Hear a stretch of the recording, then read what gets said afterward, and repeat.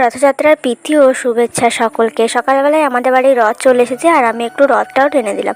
তারপরে আবার একটা রথ চলে এসেছে, দেখেছো বাচ্চারাই করেছে। আমাদের এখানে ছোট ছোট রথই হয়, বড় রথ হয় না, বাচ্চারাই সবাই মিলে করে। আর রথের দিন নাকি চুল কাটলে চুল নাকি অনেক বড় হয়, ছোট থেকে এই কথাটাই শুনছি। আর মাও আজকে আমাকে বললো চুলটা একটু কেটে দে সমান করে, তো আমি একটু চুলটা কেটে দিলাম। আর মাকে বলছি রথের চাকায় চুল দেবে না, তাহলে তো চুল তো অনেক লম্বা হবে। মা বলছে বড় রথের চাকা দিতে হয়, ছোটো রথের চাকায় চুল কী করে দেবো। তো তারপরে আমি স্নান টান করে ঠাকুরকে পুজো দিচ্ছি আর ঠাকুরকে এখানে ভোগ দিয়েছি আজকে অনেক রকমেরই। আর চিনি কলাটা দিয়েছি, আর রথের দিনকে নাকি চিনি কলা দিতে হয়। আর আমি এখানে ঠাকুরকে পুজো দেওয়া কমপ্লিটও হয়ে গেছে। আর পুজো দেওয়ার পরে প্রসাদ, দেখো প্রসাদ খাওয়া হয়ে গেছে। তারপরে আমি টিফিনের জন্য আলু ভাজা, রুটি, মিষ্টি করে নিলাম খেয়ে।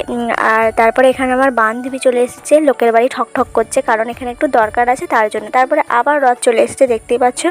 আর এই রথ দিয়েই ভিডিওটা শেষ করলাম।